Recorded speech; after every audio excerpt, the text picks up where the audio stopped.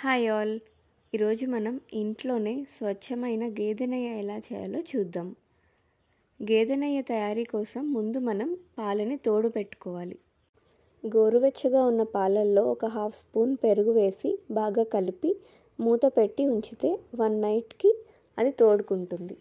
తరువాత పైన ఉన్న వెన్నంతా తీసుకుని ఒక బాక్స్లో కలెక్ట్ చేసుకున్నాను. నెయ్యి చేద్దాం అనుకునే రోజు ముందుగా వెన్నంతా తీసి రూమ్ టెంపరేచర్ వచ్చే వరకు బయట ఉంచుకోవాలి.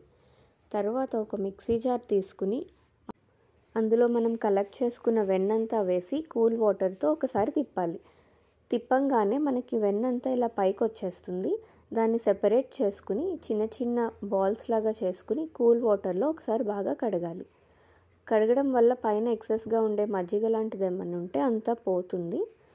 తర్వాత ఇలా తీసుకున్న వెన్నంతా ఒక కడాయి తీసుకుని అందులో వేసి మరిగించాలి.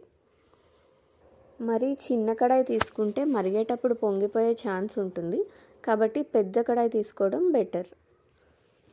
మన తీసుకున్న వెన్న క్వాంటిటీ బట్టి నెయ్యి అంతా మరగడానికి ఒక 30 minutes to 40 minutes పడుతుంది.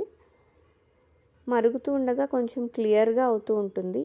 నెక్స్ట్ అది కింద వచ్చిన గోకుడు అంటాం మేము, కొంతమంది గసి అంటారు. ప్రాంతాన్ని బట్టి దాని పేరు మారుతూ ఉంటుంది. అవంతా మనకి డార్క్ కలర్గా వచ్చే వరకు మరిగించుకోవాలి. నేను పెరుగు మీద తీసిన మీగడతో చేస్తున్నాను. కొంతమంది పాల మీద మీగడతో కూడా చేస్తారు, కానీ దానికంటే పెరుగు మీద తీసిన వెన్నతో చేస్తే ఇంకా కమ్మగా ఉంటుంది. కిందంతా ఇలా డార్క్ బ్రౌన్ కలర్గా అయిపోతే నెయ్యి అంతా మరిగిపోయినట్టు. స్టవ్ ఆఫ్ చేసేసి చల్లారాక ఒక జార్లో తీసుకుని స్టోర్ చేసుకోవాలి.